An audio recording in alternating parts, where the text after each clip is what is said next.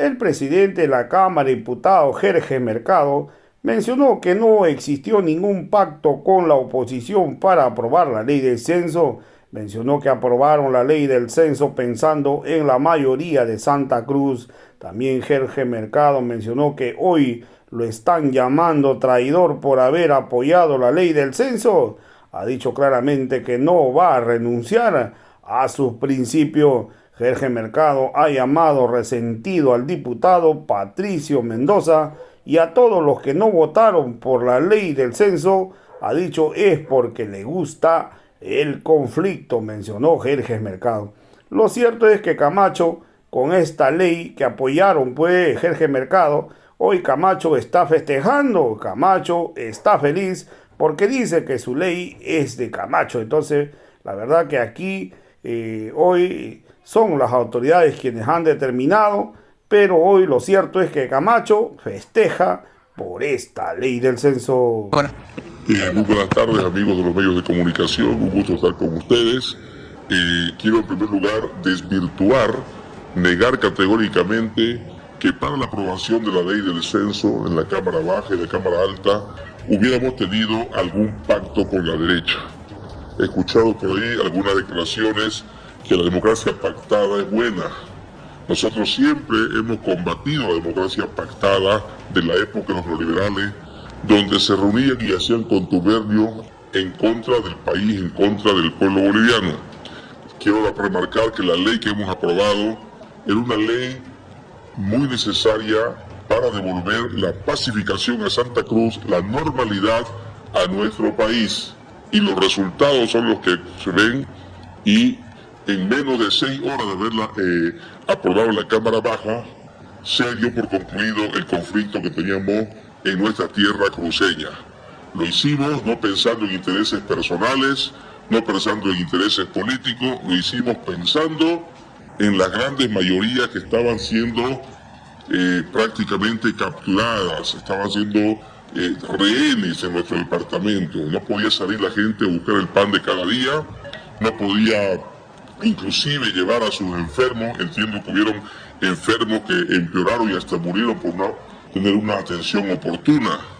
Lo hicimos pensando en ese gremial, ese transportista, ese productor pequeño y mediano que estaba siendo vulnerado en su derecho de trabajo, de locomoción y de buscar el pan de cada día. Eso por un lado. Por otro lado, también es bueno decirle, nosotros nos están llamando traidores por haber pacificado el departamento, por haber contribuido a que vuelva a la normalidad. Lo que hemos hecho, reitero, es pensar en las grandes mayorías y jamás vamos a renunciar a nuestros principios como buenos masistas que somos, como buenos revolucionarios. No ha habido ningún tipo de pacto político ni acuerdo político con ningún grupo de las otras fuerzas. Diálogo sí, mucho diálogo con nuestros diputados, con nuestros senadores, con aquellos que estaban dispuestos a ponerse en los zapatos del pueblo boliviano que estaba sufriendo. Yo lo quería comentarle, mis amigos de la prensa, para que quede claro. No hubo ningún pacto político, no vamos a renunciar jamás a nuestros principios del MAS, y por supuesto estamos felices porque la gente ya está trabajando, ya está transportándose libremente, y esa ley, por supuesto, que resolvió el problema central que teníamos en Santa Cruz. La traición no se perdona, le dice su colega Patricio Mendoza a su persona y a Daisy Choque, y él vuelve a reiterar que había supuestamente llegado a un acuerdo con ellos. Bueno, yo no respondo, estoy trabajando, no tengo por qué responderle a algunos resentidos. Lamentablemente hubieron diputados, como también senadores, que no supieron leer la realidad del pueblo cruceño y boliviano que estaba sufriendo. Si haber leído lo que el pueblo cruceño quería, que era paz, armonía, tranquilidad y libertad, porque su libertad había sido capturada, reitero, no le permitían trabajar, no le permitían circular, no le permitían buscar el pan de cada día, y lo que hemos hecho con esa ley es devolverle aquello. Diputado, pero uno de los principales críticos, el mismo Evo Morales, que hoy a través de un Twitter decía de que felicita a quienes no traicionaron y quienes no pactaron con Messi, con Camacho o Abraham Pereira. Mire, la ley ha sido aprobada esencialmente con gente del MAS. Nosotros tenemos 75 parlamentarios en la Cámara Baja del MAS y de esos más de 50 votaron por la ley. Los que no votaron por esta ley son los que no entendían que el conflicto tenía que concluir. Los que no votaron por esta ley son los que les gusta seguir conflictuando y que el país no crezca. Los que querían continuar con que se desestabilice nuestro gobierno y se desgaste, esos fueron los que no votaron por la ley. Un pacto de impunidad, dice Evo Morales mediante su tuit, diputado. La ley establece muy claramente los temas. Uno, ratifica que el censo se va a hacer el 2024 y no el 2023 como lo pedían los grupos movilizados. La ley ratifica lo que dice el decreto 4824, que se va a redistribuir recursos con base en el censo el año 2024 en septiembre. Ratifica lo que dice el decreto 4824. Pero además solo ordena que se entreguen los datos del censo al órgano electoral. Por lo tanto, la ley tampoco establece distribución de escaños. Cualquiera que diga algo diferente o está desinformado o está desinformando a la población. Muchas gracias, mis amigos. De absoluta inseguridad y total indefensión en la que se está dejando a las personas que han sido privadas de libertad, sometidas a un proceso absolutamente arbitrario.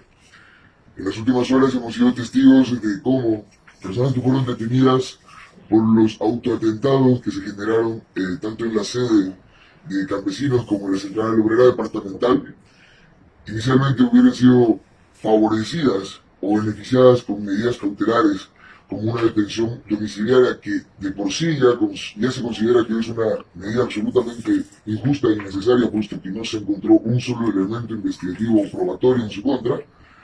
Los vocales Edgar Álvarez y Julio Nelson Alba hubieran revocado estas determinaciones enviando de 15 personas a 8 al penal de Palmasola. Entre otros los casos que aún es absolutamente alarmante, de los 3 detenidos de Puerto Quijarro, que su audiencia fue el 23 de octubre, hasta el presente, no se ha llevado una audiencia de apelación que tendría que haber sido en el plazo de 72 horas.